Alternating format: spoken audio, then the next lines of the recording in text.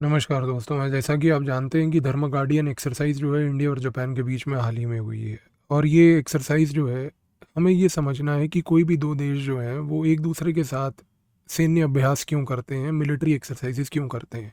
देखिए, हमें सबसे पहले इसको थ्योरेटिकल पर्सपेक्टिव से भी जानना है और फिर इंडिया जापान के कॉन्टेक्स्ट से जानना है। थ्योरेटिकली कोई भी दो कंट्रीज मिलिट्री एक्सरसाइजेज इसलिए करती हैं ताकि वो इंटर ऑपरेबिलिटी डेवलप कर पाएँ। इंटर ऑपरेबिलिटी का मतलब दोस्तों ये होता है कि दोनों देश जब एक प्रकार से मिलिट्री एक्सरसाइजेज करते हैं तो वो एक दूसरे के साथ मिलिट्री डॉक्ट्राइन्स को शेयर करते हैं। अब आप अगर ये सोचें कि हम मिलिट्री डॉक्ट्राइन्स शेयर करते हैं तो इससे एक चीज़ तो क्लियर हो जाएगी कि हम किसी भी अनशंट देश के साथ बैठ के मिलिट्री एक्सरसाइज नहीं करेंगे। हम डेफिनेटली उसी देश के साथ मिलिट्री एक्सरसाइज करेंगे जिसको हम ट्रस्ट करते हैं मिलिट्रीली, और जिसके साथ हम फ्यूचरिस्टिक रिलेशनशिप भी देखना चाहते हैं। तो कोई भी वैरी देश जो होगा हमारा, उसके साथ एक मिलिट्री एक्सरसाइज कभी भी नहीं देखी जाएगी। दूसरी बात, जब हम बोलते हैं इंटरऑपरेबिलिटी में हम डॉक्ट्रिनल शेयरिंग करते हैं, तो हम दोनों देश इस डॉक्ट्रिन्स को शेयर करके ये बताने की कोशिश करते हैं एक दूसरे को कि कल को अगर कोई मिलिट्री आपदा आती है या कल को कोई दोनों देशों के बीच में संकट पैदा होता है, तो क्योंकि दोनों देशों के डॉक्ट्रिनल शेयरिंग के तहत, मिलिट्री एक्सरसाइज के तहत हम लोगों ने एक अंडरस्टैंडिंग बिठा रखी होगी, तो कभी अगर ज़रूरत पड़े तो दूसरा देश हमारी मदद करने भी आ सकता है, या अगर ज़रूरत उसको पड़े तो हम भी उसकी मदद करने जा सकते हैं। अब अगर हम इस चीज़ को इंडिया और जापान के कॉन्टेक्स्ट में देखें तो आज की डेट में इंडिया और जापान का एक कॉमन एलिमेंट, जो ट्रबलिंग एलिमेंट है, तो दोनों के लिए वो है चाइना।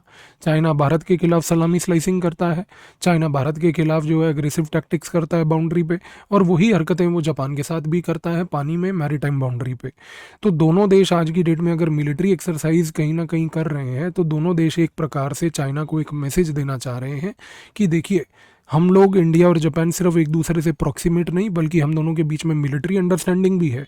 तो कल को अगर आप हम दोनों में से किसी को भी ज़्यादा तंग करेंगे तो इस मिलिट्री एक्सरसाइज के तहत दोस्तों एक बहुत इंपॉर्टेंट मैसेज चाइना को जाएगा कि देखिए, आपकी मिलिट्री इंटरफेरेंस दोनों देशों के बीच में बर्दाश्त नहीं की जाएगी।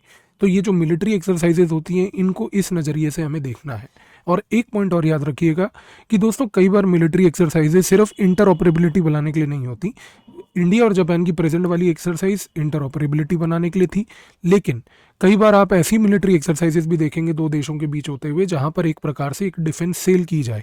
तो कई बार ये भी होता है कि मान लीजिए एक देश है, उसके पास कोई डिफेंस प्रोडक्ट है और वो हमारी मिलिट्री को वो प्रोडक्ट बेचना चाहता है, तो वो मिलिट्री का प्रोडक्ट हमको दिखाएगा कैसे। जैसे घर में माता जी जो हैं, अगर कभी सूट खरीदने जाएं तो पहले वो पूरी दुकान निकलवा लेती हैं और पूरी दुकानदार को एकदम डुबा देती हैं सूटों में, और उसके बाद फिर वो बोलती हैं कि अच्छा, एक रुमाल हमारे को दे दो 5 रुपए वाला।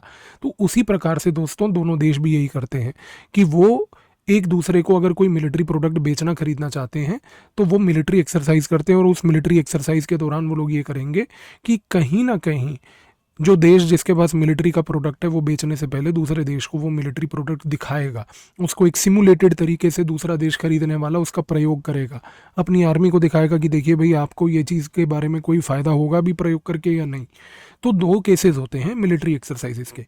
तो मिलिट्री एक्सरसाइज का सबसे पहला केस, जैसा मैंने आपको बताया, कि यहाँ पर ऑब्जेक्टिव ये होता है कि हम एक तरीके से ये देखते हैं कि भाई कोई कॉमन एलिमेंट है जिसको अपन लोग को टैकल करके इंटरऑपरेबिलिटी बनानी है, और या फिर कोई मिलिट्री प्रोडक्ट है भेजने का। तो धर्म गार्डियन को हम किस नज़रिए से देखेंगे दोस्तों? पहले नज़रिए से, यानी कि इंटरऑपरेबिलिटी के नज़रिए से। तो आई होप आपको ये चीज़ अब क्लियर हो गई होगी कि किसी भी प्रकार का मिलिट्री एक्सरसाइज अगर किया जाता है तो उस मिलिट्री एक्सरसाइज करने का सबसे बड़ा कारण क्या होता है। दोस्तों, अनअकैडमी पे हमारे साथ जुड़िए।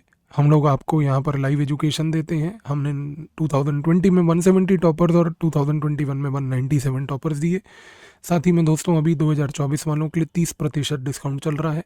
PAVIS कोड का अगर आप प्रयोग करते हैं तो इस कोड के प्रयोग से आपको 30% डिस्काउंट मिलेगा दोस्तों।